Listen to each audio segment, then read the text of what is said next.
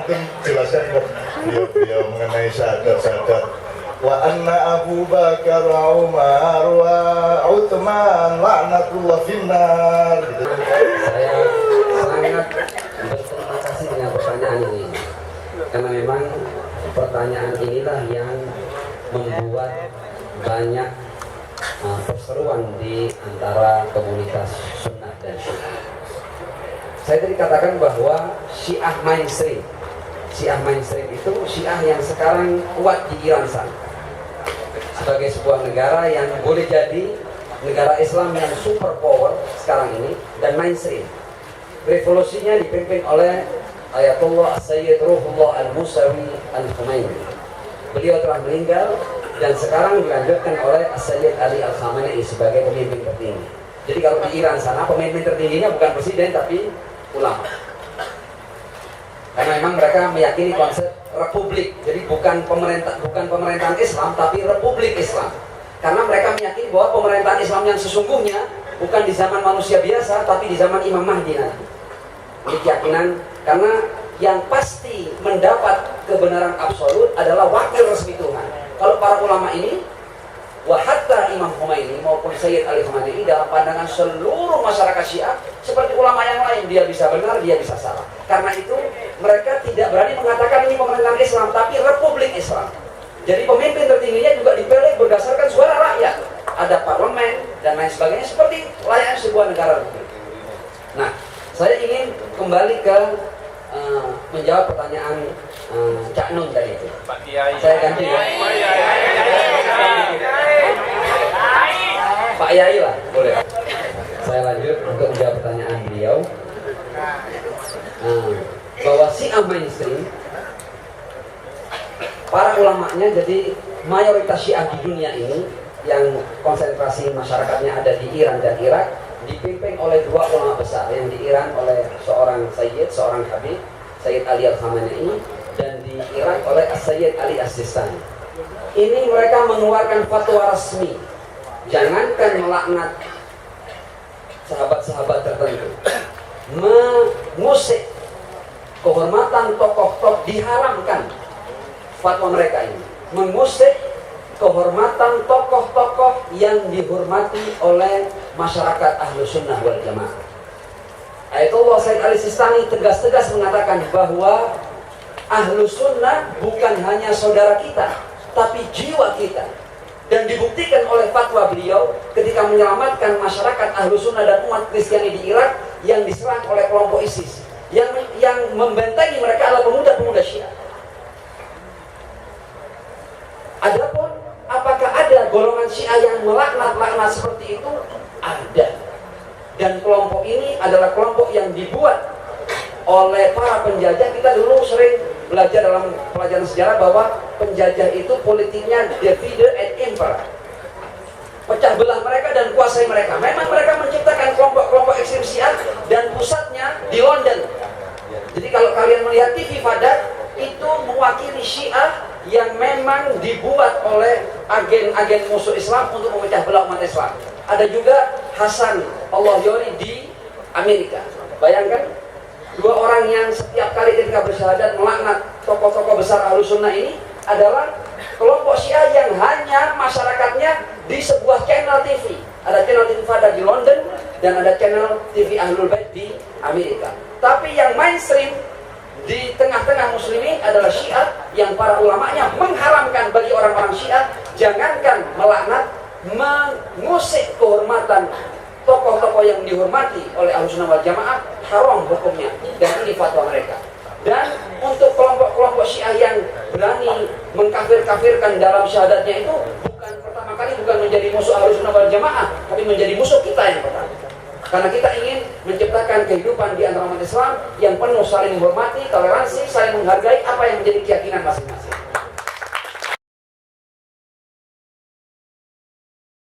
Ya ayyuhalladzina amanu in ja'akum fasiqun binaba'in fatabayyanu an tusibu qauman bijahalah fatusbihu ala ma fa'altum nadimin. Pak Yai.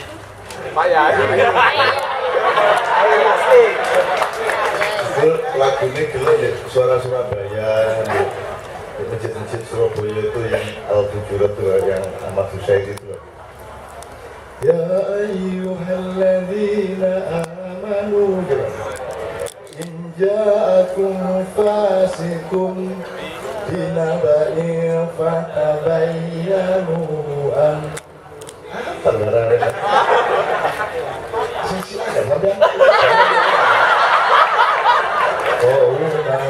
bijahalatin fatusbiqu ala ma fa'altum nadimin. Ini ya Allah sudah sapi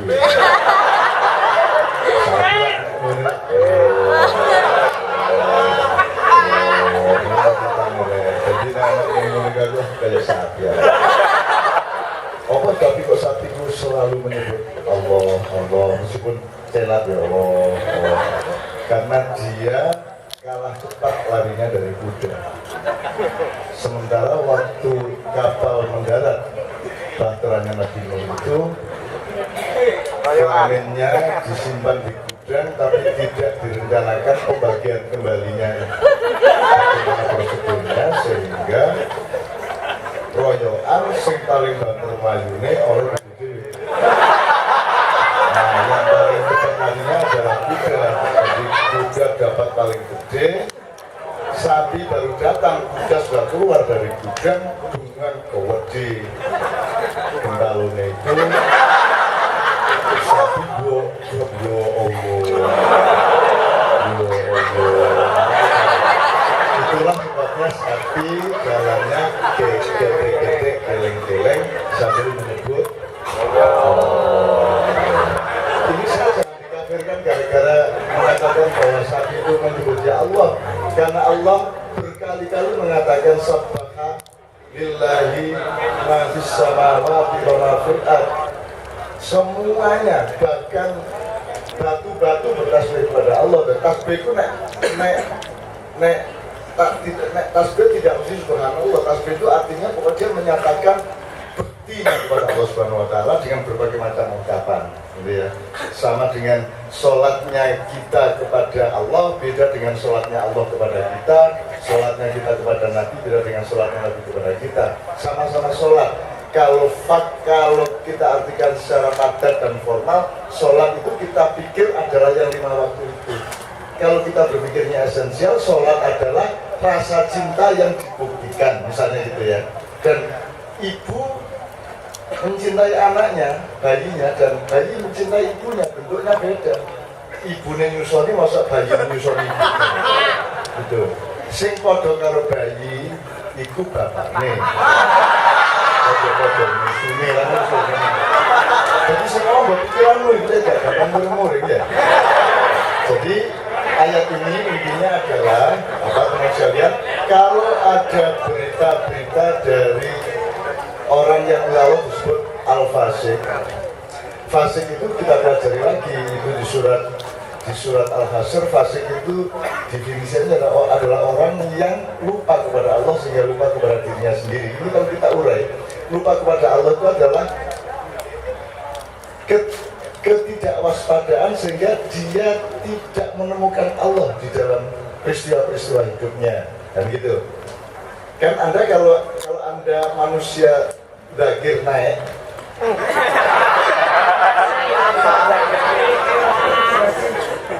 maka Anda tidak bisa melihat apapun kecuali ingat Allah.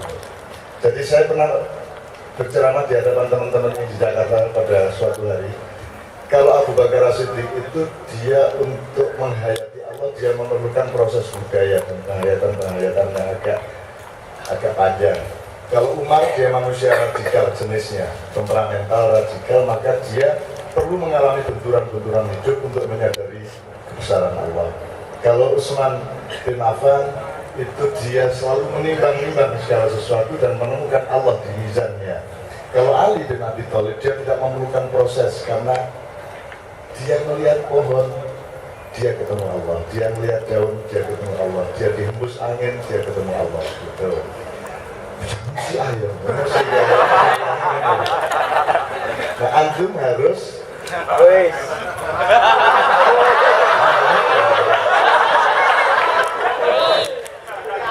Anda tahu bagaimana Ma'iyah mengelaborasi masalah yang begitu serem secara nasional dan internasional dengan penuh santai, dengan penuh damai, dengan penuh kelembutan, dengan penuh cinta, ya toh? Dengan penuh itu baru bagi duit loh, bagi duit dasmu, akhirnya ngono, jadi mana loh? Gitu ya, jadi orang yang lupa kepada Allah itu artinya orang yang tidak online sama Allah. Dia tidak dialektis terhadap kehidupannya sehingga dia tidak menemukan Allah di peristiwa-peristiwa terpenting dalam hidupnya itu. Saya tidak bisa ketemu huruf tanpa ingat Allah. Saya orang yang sudah online sama Allah, dia sudah melekat dengan Allah.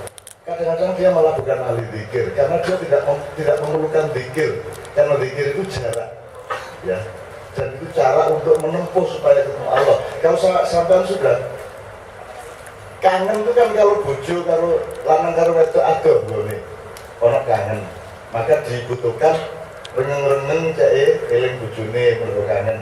Nek sampean wis juru kamar wis nempel, wis gak ono kangen, kok ya. Karena dikir itu saya harus dikir apa eling apa ini saya cuma nunjukin ke antum asal saya masuk ke wilayah itu keras banget suara itu salah satu ciri dari golongan tertentu dalam Islam yang mudah-mudahan suatu hari disesatkan enggak didongakno ridho Allah, amin. Dongakno rezekine akeh, amin. Dongakno oleh jodoh, amin.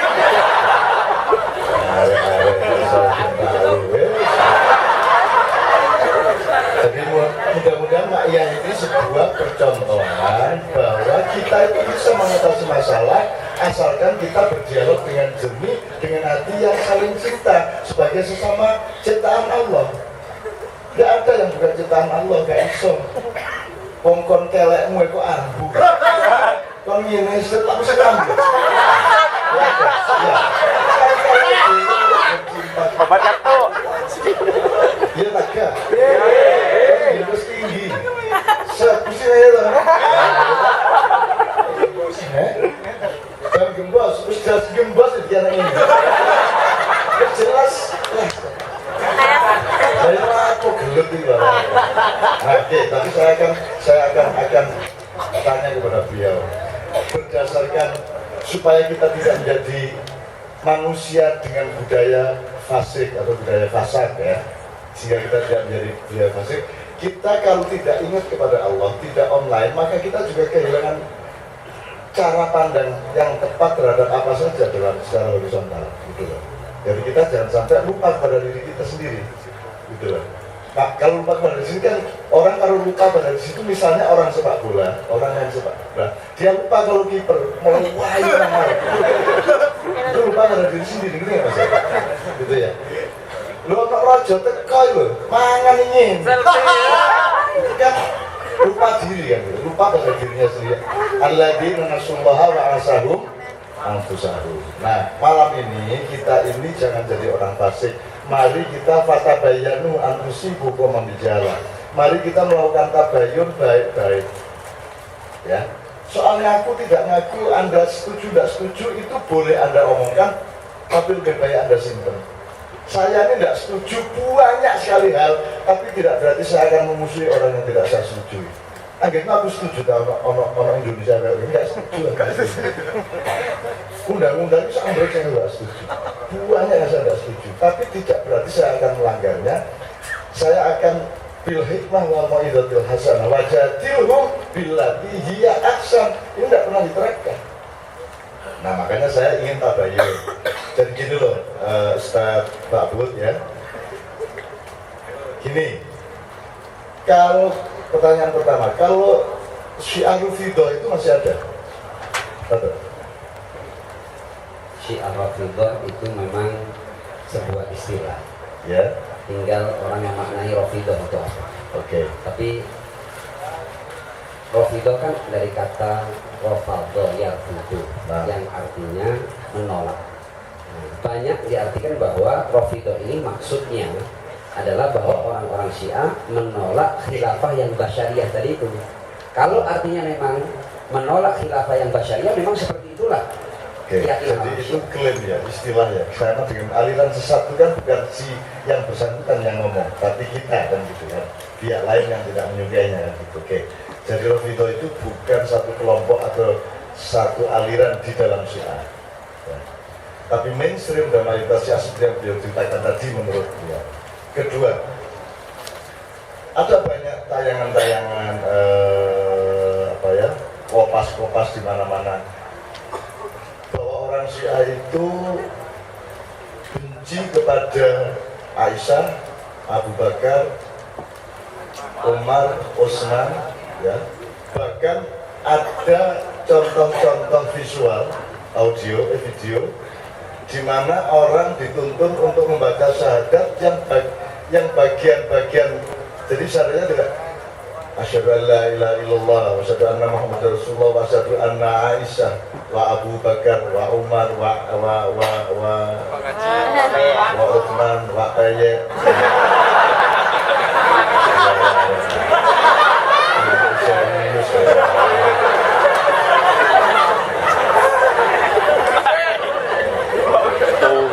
Untuk ditakoni malaikat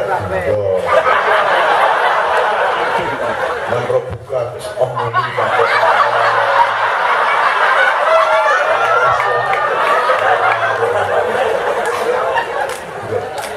man nabi juga foto ngerti ini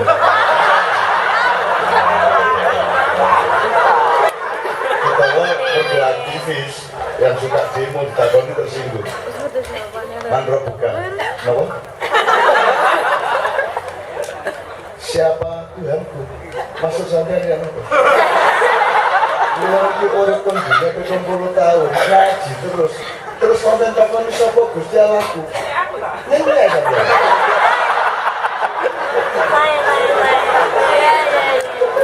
Terus tanya, kenapa? Ayo takon ayo.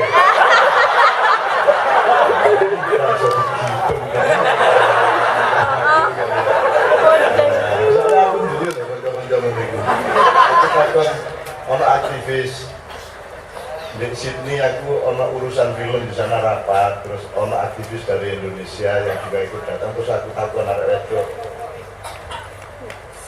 Kan siapa? Kenal? Rene mana? Sejauh ini saya itu sudah 5 tahun di sini. Saya tahu jalan mana saja, sehingga saya sangat tahu bagaimana sampai di sini. Cuma ditakoni terus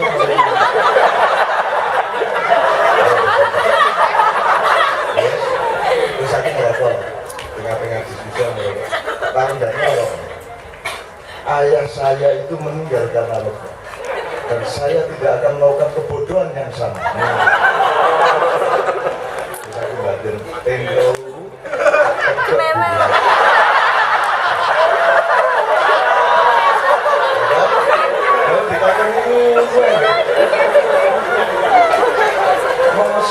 anak konco liwat wis mangan kon.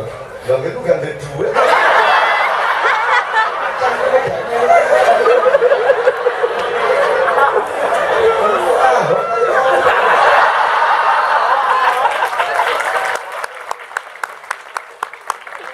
Oke, tolong nanti jelaskan beliau mengenai syahadat wa anna Abu Bakar wa Umar wa Utsman la'natullah finnar gitu kan. Itu barusan kenapa? Saya sangat berterima kasih dengan pertanyaan ini, karena memang pertanyaan inilah yang membuat banyak perseruan di antara komunitas sunnah dan syiah. Saya tadi katakan bahwa Syiah mainstream itu Syiah yang sekarang kuat di Iran sana sebagai sebuah negara yang boleh jadi negara Islam yang super power sekarang ini dan mainstream. Revolusinya dipimpin oleh Ayatollah Sayyid Ruhullah Al-Musawi Al-Khomeini. Beliau telah meninggal dan sekarang dilanjutkan oleh Sayyid Ali Al-Khamenei sebagai pemimpin tertinggi. Jadi kalau di Iran sana pemimpin tertingginya bukan presiden tapi ulama. Karena memang mereka meyakini konsep republik. Jadi bukan pemerintahan Islam tapi republik Islam. Karena mereka meyakini bahwa pemerintahan Islam yang sesungguhnya bukan di zaman manusia biasa tapi di zaman Imam Mahdi nanti. Ini keyakinan, karena yang pasti mendapat kebenaran absolut adalah wakil resmi Tuhan. Kalau para ulama ini, hatta Imam Khomeini maupun Sayyid Ali Khamenei dalam pandangan seluruh masyarakat Syiah seperti ulama yang lain, dia bisa benar, dia bisa salah. Karena itu mereka tidak berani mengatakan ini pemerintahan Islam, tapi Republik Islam. Jadi pemimpin tertingginya juga dipilih berdasarkan suara rakyat. Ada parlemen dan lain sebagainya seperti layaknya sebuah negara. Nah, saya ingin kembali ke menjawab pertanyaan Cak Nun tadi itu. Pak Kiai. Saya ganti ya. Pak Yai lah, boleh. Tadi malam di Padang Bulan, penyuling Kiai Kandil Tais itu marah ketika dia di WA, Pak Is, latihannya jam 19.30. Terus dia jawab, aku ora teko nek kok Pak. Terus yang WA membalas, oke bro, oke teko.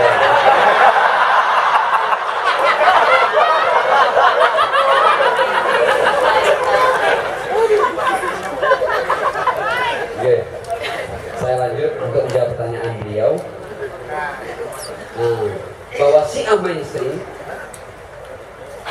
para ulamanya, jadi mayoritas Syiah di dunia ini yang konsentrasi masyarakatnya ada di Iran dan Irak, dipimpin oleh dua ulama besar. Yang di Iran oleh seorang Sayyid, seorang Habib, Sayyid Ali Al-Khamenei, dan di Irak oleh Sayyid Ali As-Sistani. Ini mereka mengeluarkan fatwa resmi, jangankan melaknat sahabat-sahabat tertentu, mengusik kehormatan tokoh-tokoh, diharamkan fatwa mereka ini, mengusik kehormatan tokoh-tokoh yang dihormati oleh masyarakat Ahlus Sunnah wal Jamaah. Ayatullah Sayyid Ali Sistani tegas-tegas mengatakan bahwa Ahlus Sunnah bukan hanya saudara kita, tapi jiwa kita. Dan dibuktikan oleh fatwa beliau ketika menyelamatkan masyarakat Ahlus Sunnah dan umat Kristiani di Irak yang diserang oleh kelompok ISIS. Yang membentengi mereka adalah pemuda-pemuda Syiah. Adapun apakah ada golongan Syiah yang melaknat seperti itu? Ada. Dan kelompok ini adalah kelompok yang dibuat oleh para penjajah. Kita dulu sering belajar dalam pelajaran sejarah bahwa penjajah itu politiknya divide et impera, pecah belah mereka dan kuasai mereka. Memang mereka menciptakan kelompok-kelompok ekstrem Syiah dan pusatnya di London. Jadi kalau kalian melihat TV Fadak, itu mewakili Syiah yang memang dibuat oleh agen-agen musuh Islam untuk memecah belah umat Islam. Ada juga Hasan Allahyori di Amerika. Bayangkan, dua orang yang setiap kali ketika bersyahadat melaknat tokoh-tokoh besar Ahlus Sunnah ini adalah kelompok Syiah yang hanya masyarakatnya di sebuah channel TV. Ada channel TV Fadak di London dan ada channel TV Ahlul Bait di Amerika. Tapi yang mainstream di tengah-tengah muslimin adalah Syiah yang para ulamanya mengharamkan bagi orang-orang Syiah, jangankan melaknat, mengusik kehormatan tokoh-tokoh yang dihormati oleh Ahlus Sunnah wal Jamaah, haram hukumnya. Dan ini fatwa mereka. Dan untuk kelompok-kelompok Syiah yang berani mengkafir-kafirkan dalam syahadatnya itu bukan pertama kali, bukan menjadi musuh Ahlus Sunnah wal Jamaah, tapi menjadi musuh kita yang pertama. Karena kita ingin menciptakan kehidupan di antara umat Islam yang penuh saling menghormati, toleransi, saling menghargai apa yang menjadi keyakinan masing-masing.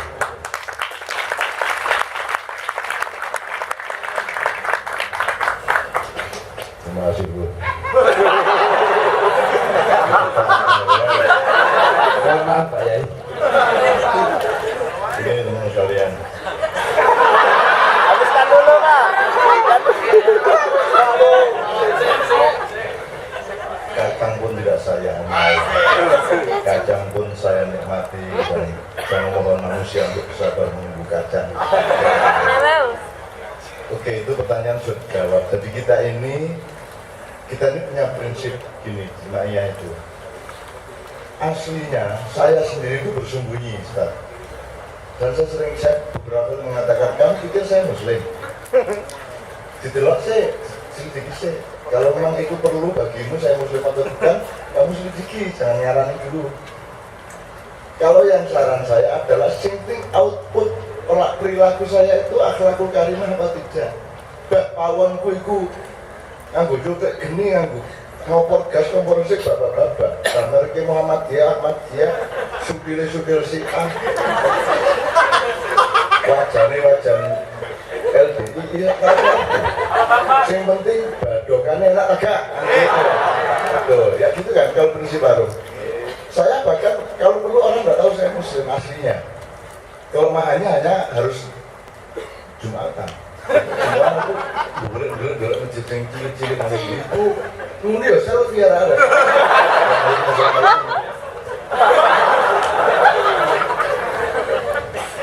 Jadi kita ikut untuk nang kuburan bawa handphone. Itu toko mungkar nakir misalnya.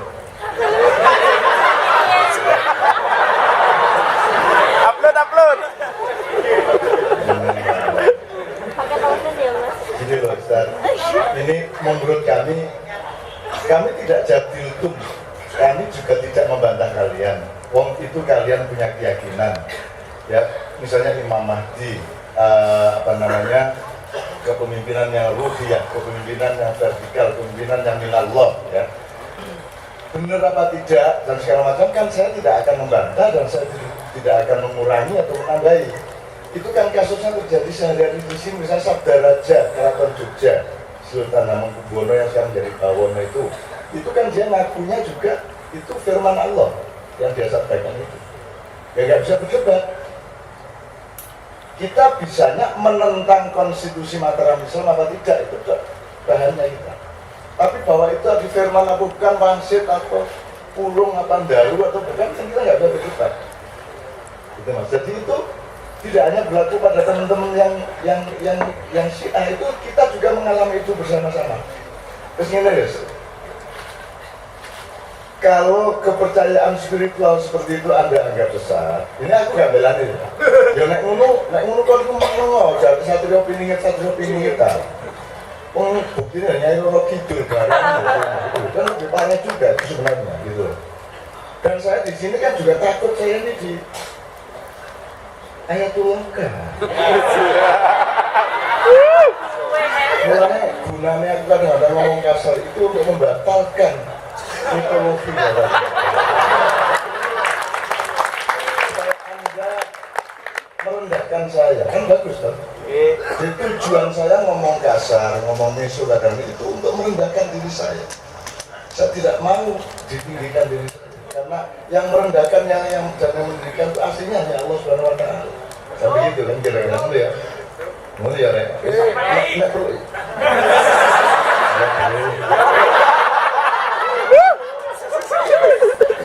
Nah, sekarang ini sambil kita belajar sebenarnya kalau ada takfiri, ada pengkafiran itu mau dipelajari. Apa sih yang menyebabkan seorang muslim menjadi kafir? Apakah itu di wilayah akidah saja, ataukah itu di wilayah akhlak juga, di wilayah budaya juga?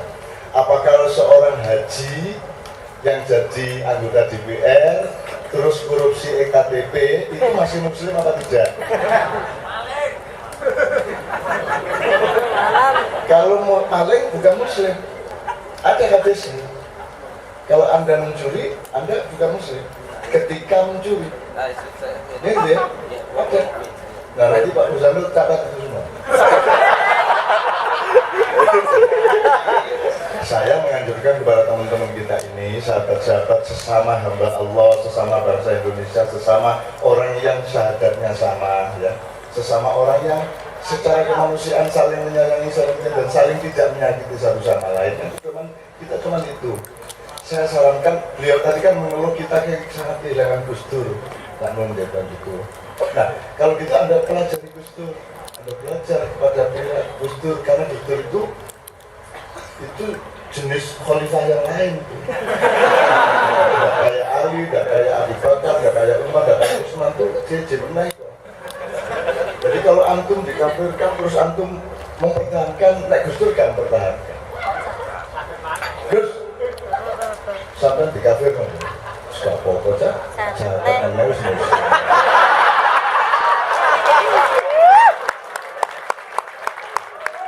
Nah, kalau kita punya kriteria bahwa menjadi Sadar mana Islam jadi digestur. Ya, kemudian kita menjadi punya identitas Muslim, ya, maka apa puas Anda? Apakah akhlak tidak ikut menentukan kadar keislaman atau tidak? Gitu kan? Jadi Islam itu kita pahami apa hanya formalistik ataukah juga substansial? Apakah kuantitatif saja ataukah kualitatif saja? Kita pelajari, kita belajar, gitu loh. Dan pertama kalau kita mau menuduh, tuduhlah diri kita masing-masing, gitu loh. Kalau menurut saya, tuh Gus Dur sudah memberi contoh seperti itu.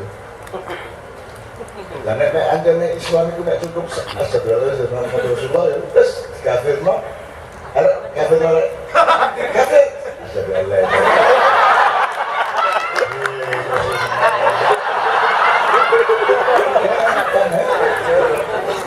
Gampang, setiap orang bisa melakukan talbis syahadat, pura-pura syahadat juga bisa kan begitu, sekali ya. Oke. Nanti secara keseluruhan kita beri kesempatan untuk juga bertanya kepada beliau-beliau. Saya bersyukur, terima kasih kepada Anda. Kita di sini tidak ada urusan dukung-mendukung, tidak ada urusan anti-menganti. Kecuali yang perjalanan jauh dari Jember, dari Madiun ke sini, ada anti-menganti. Tapi di sini, gini loh Mas, apakah kalau Anda diundang mendatangi manten, Nggak harus. misalnya namanya Pak Muzamil karena kemuliaan hatinya mumpung di Surabaya, di Jogja saya nggak ada ngomong gitu. Pak Muzamil itu meniru Rasulullah. Rasulullah itu pernah datang ke sebuah kampung orang hitam, orang negro, kemudian bercengkerama, guyon, dan Rasulullah melamar salah seorang wanita dari negro itu yang paling gemuk, yang paling jelek, yang paling hitam, dan umurnya 59 tahun. Terus dilamar. Gunanya setelah itu adalah tidak ada lagi orang-orang kaya yang berani memperbudak orang dari kampung itu. Jadi Pak Muzamil umpamanya boleh bujur gede, ireng, umurnya pesek, umurnya 9 tahun. Terus Anda diundang untuk ikut merayakan, meresmikan. Apakah Anda perlu setuju atau tidak? Urusan kita adalah bahwa Pak Muzamil melakukan perbuatan baik, kita datang. Tapi kan kita tidak datang ke mantenan atau ke acara-acara dengan persetujuan dulu makanannya harus ini, kalau tidak ini saya tidak datang. Anda bisa begitu. Hidup kan tidak bisa seperti itu. Dan itu sekalian. Jadi Ustaz, kami di sini ini urusannya adalah tabayun, belajar terus-menerus satu sama lain. Tidak ada urusan bahwa oh ini mendukung ini mendukung apa? Dukung rabi, dukung nek rabi dukung. Kok kamar mandi diangkut. Semua digendong, banding, disuwek. Terus dikir. Tidak suwek. Takbir.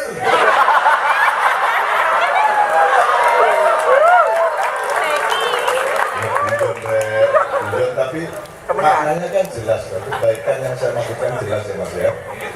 Itu termasuk juga bil masalah. Lo anak Surabaya mau sekali dikai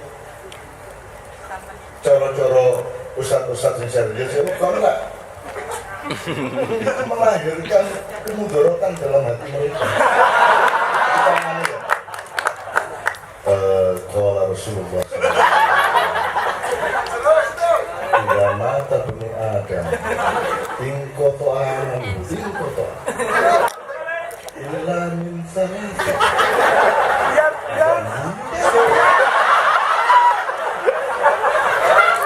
jawab mengenai mulai meneng tapi mantul